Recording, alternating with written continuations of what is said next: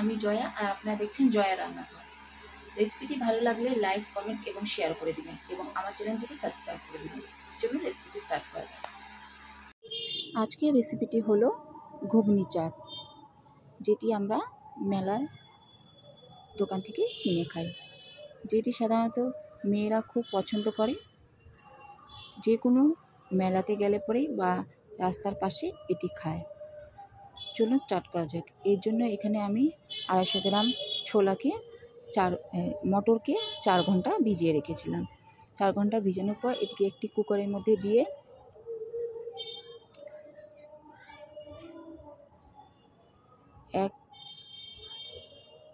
সামান্য পরিমাণে লবণ দিয়ে এটিকে এই যে আঙ্গুলের উপর অবধি, উপরে দাগটা পর্যন্ত জল দিতে হবে, যাতে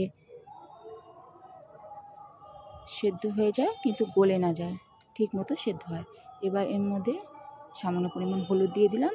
এটিকে একটু নেড়ে দিয়ে এটিকে 4টি সিটি দিয়ে দিলাম। এর জন্য লাগবে একটি বড় সাইজের আলুকে এরকম ছোট ছোট টুকরো টুকরো করে কেটে নিয়েছি, দুটি বড় পেঁয়াজকে কুচি কুচি করে কেটে নিয়েছি, একটি টমেটোকে কুচি কুচি করে কেটে নিয়েছি এবং 4টি কাঁচা লঙ্কাকে কুচি কুচি করে কেটে নিয়েছি।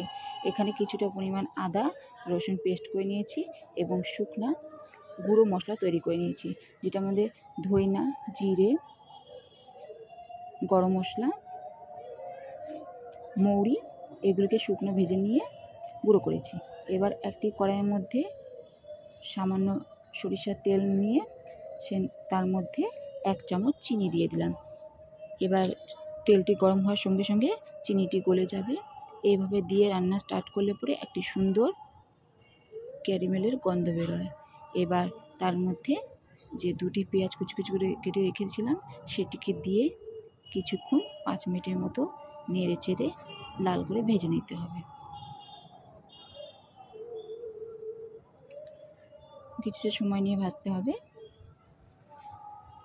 ভাজা হয়ে গেলে পরে যখন এর মধ্যে সামান্য লাল রং হবে, তখন এর মধ্যে আদা এবং রসুন বাটাকে দিয়ে দিতে হবে।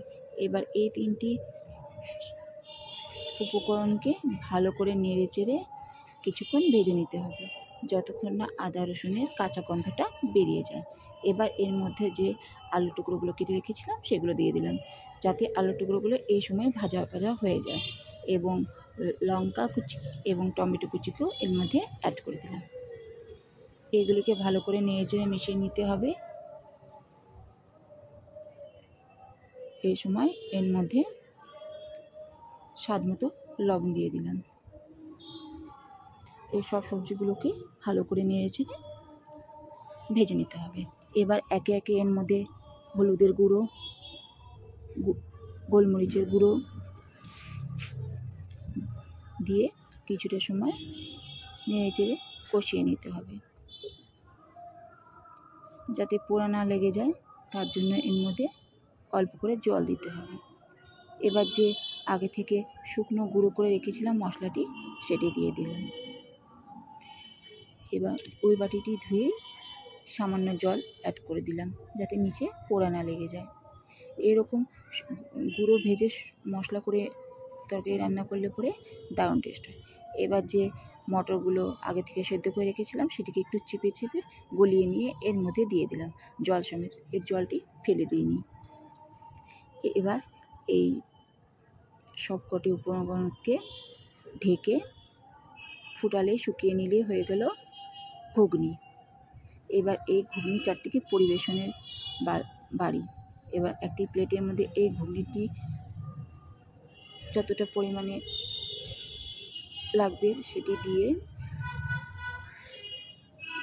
তার উপর দিয়ে একে একে আমি কিছু উপকরণ তৈরি করে রেখেছিলাম সেগুলো দিয়ে দেব,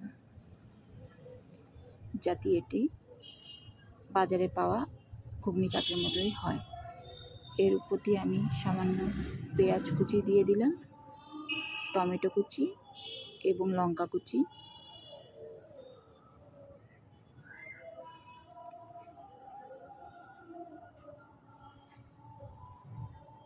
এবং কিছুটা টক দই দিয়ে দিলাম, যেমন বাজারের চাটে পাওয়া যায়। ঘুগনি চাটে উপর দিয়ে টক দই দিলে টেস্ট দারুণ বেড়ে যায়। এবার 2টো পাপড়ি চাটের পাঁপড়কে আমি সাজিয়ে দিলাম। এটি আপনাদের কাছে থাকলে দেবেন, না থাকলে দেবেন না। এবার উপর দিয়ে কিছুটা ঝুরি ভাজা অ্যাড করে দিলাম।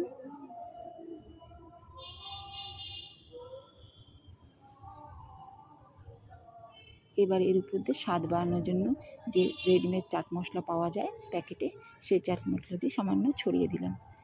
এবার দেখুন দেখতে কি সুন্দর হয়েছে। দেখতে যতটা সুন্দর, খেতে তার চেয়েও দারুণ হয়েছে। এভাবে বানিয়ে খেয়ে দেখবেন।